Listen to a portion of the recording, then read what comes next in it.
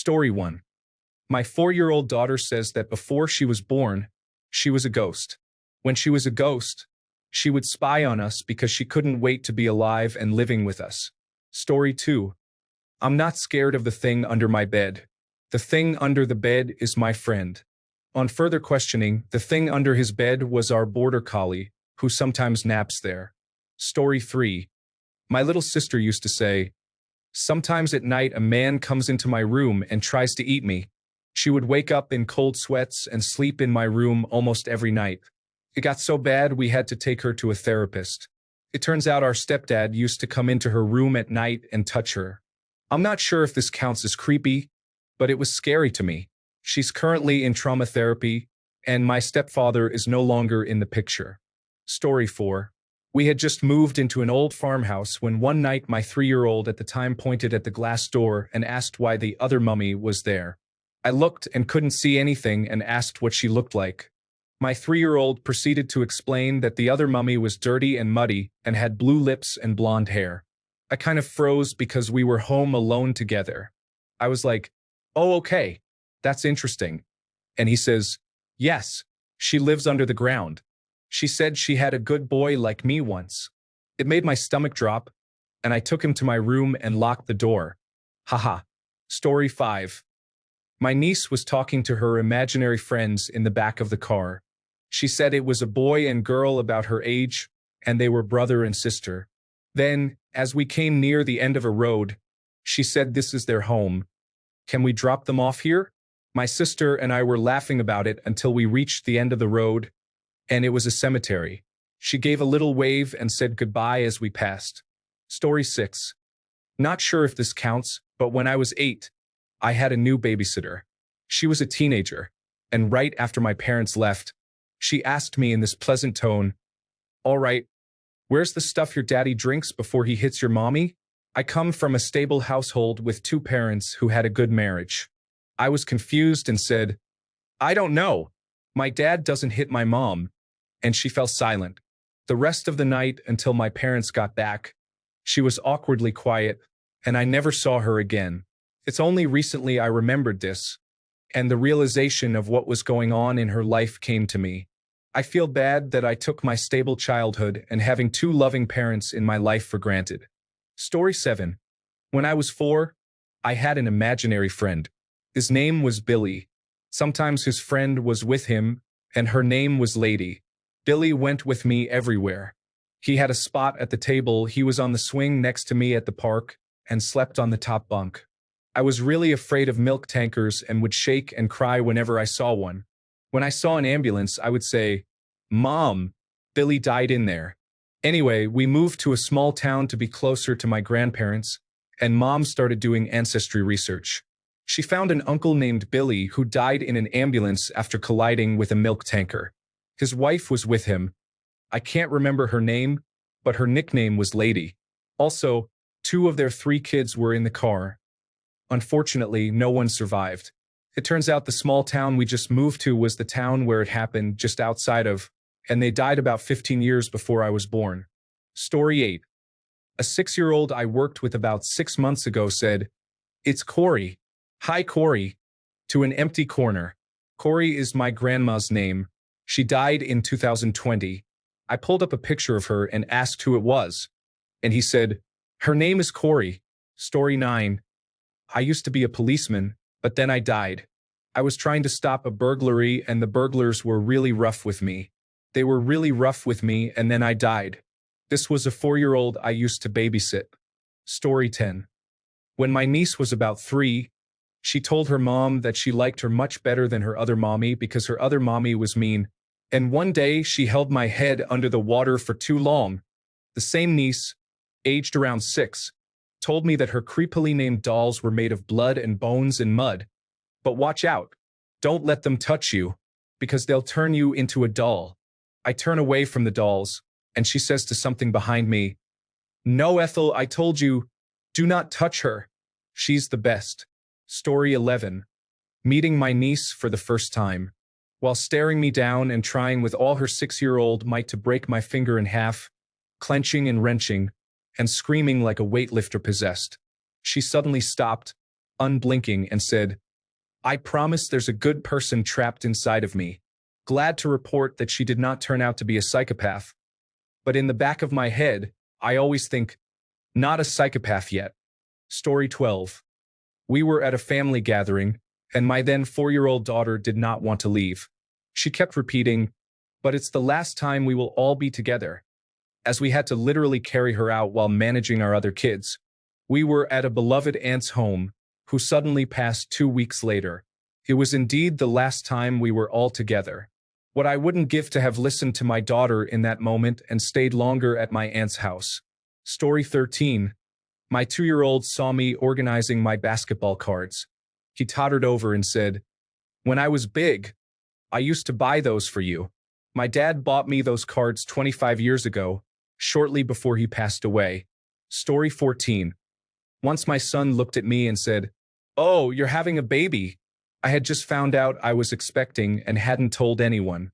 I asked him why he said that, and he just shrugged and said, "Just a feeling." I miscarried less than a week later, and he looked at me randomly and said, "Oh, no more baby." The pregnancy and miscarriage had never been discussed around or to him. It was so strange. Story 15. My brother's friend was a teacher in a very rural Australian school, and her class were all Indigenous children, Aboriginal. When the lunch bell rang, the children would hurry to play on the oval. One day, the lunch bell went off and all the children just sat there. She asked, "Aren't you going out on the oval to play?" One of the children replied, "No, miss, the tall men are there." She looked and didn't see anything and said so. Another child said, "She can't see them. She's a white fella."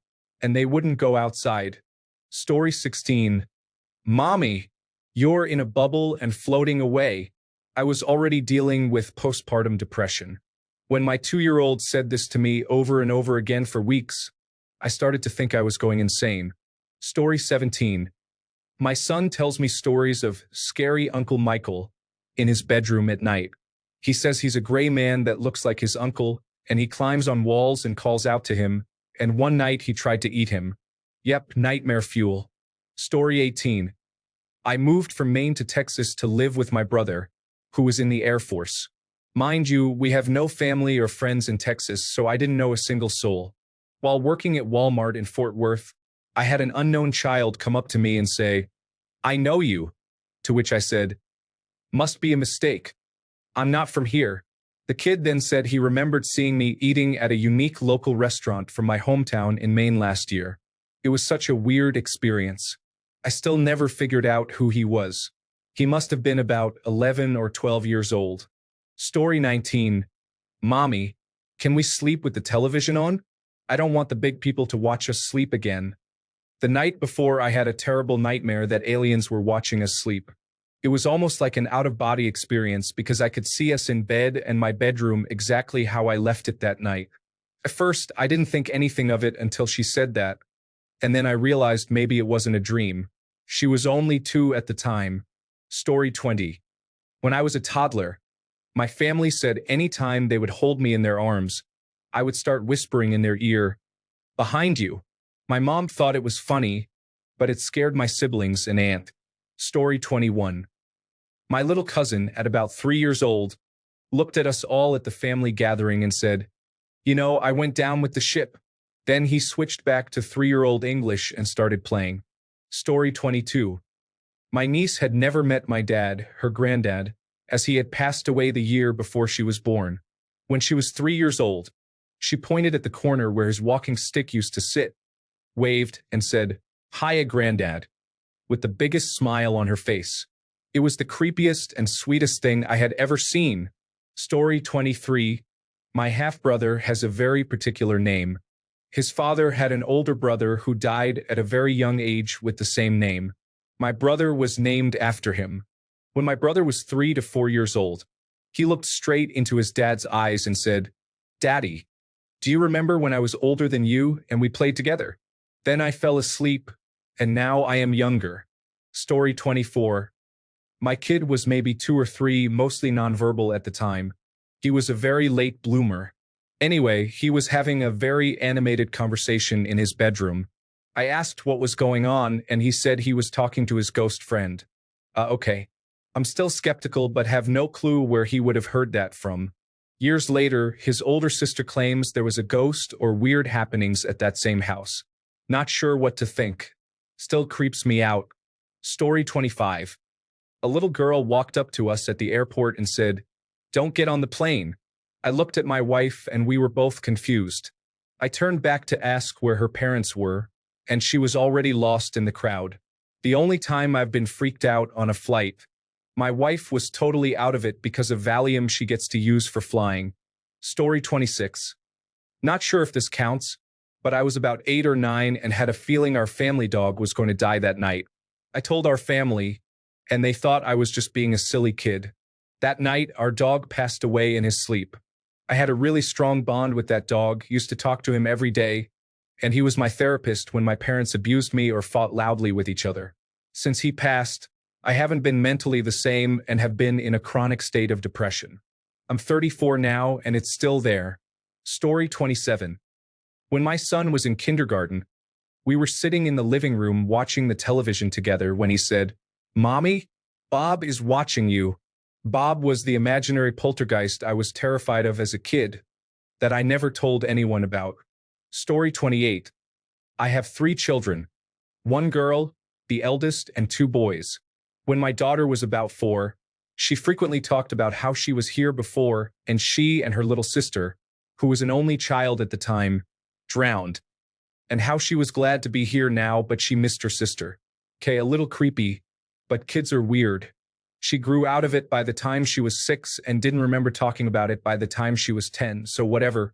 Several years later, when my daughter was around 12, after her second little brother was born and was himself around 4 years old, he one day suddenly came out with, "Mommy, remember last time when I was a girl? And me and big sister were on the boat and I went under the water and I died? And big sister too." Story 29. A client's 5-year-old asked me how old I was. I said, "Actually, my birthday is next week. I'm going to be 34.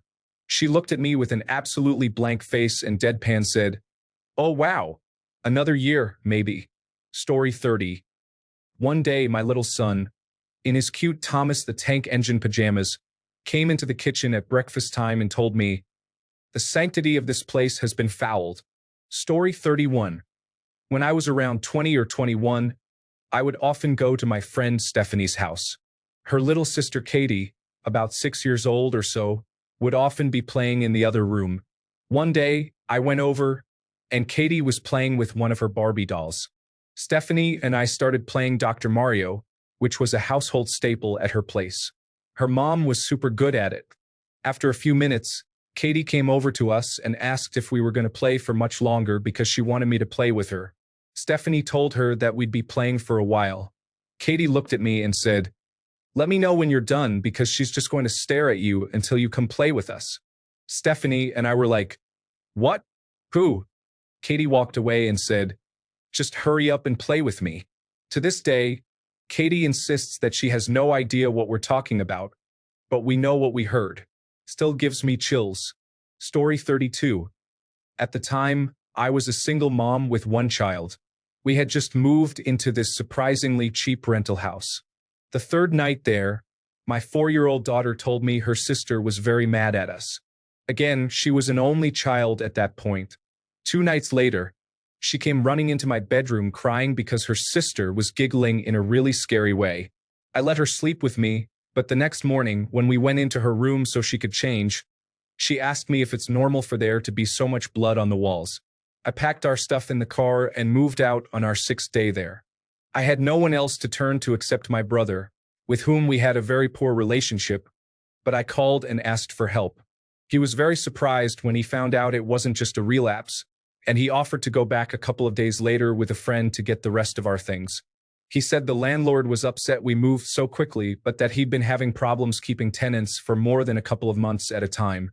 His friend told me he offered the landlord to come back in a few nights and burn the place to the ground. Story 33.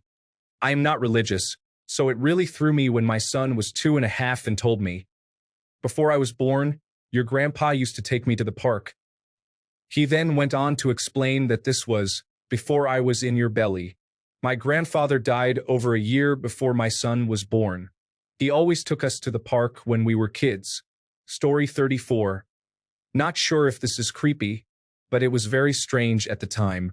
When I was pregnant with my second child, my son and I were driving in my car. I remembered reading a book from years ago that suggested children can have incredibly early memories. We just don't always ask them. My son was almost 3. I asked him, "What's the very first thing you ever remember happening in your life?" He thought about it for a second and then started yelling out, "Push, push, push." I was so stunned I had to pull over in my car. Whether it was real for him or not, I have no idea. But it really happened, and that's what he would have heard. Story 35. One day I was taking my dad, a history enthusiast, to a Civil War battlefield, and my 3-year-old came along. It was a beautiful day, and we were staring out into a big field. She said, unprovoked while gazing out at the field, "I'm tired of looking at these bad men doing bad things." Story 36. When we were about to sleep, my cousin told me to tell the tall black man standing at our door to leave. But we were the only ones in that room. We hurriedly left that room and slept where our other cousins were.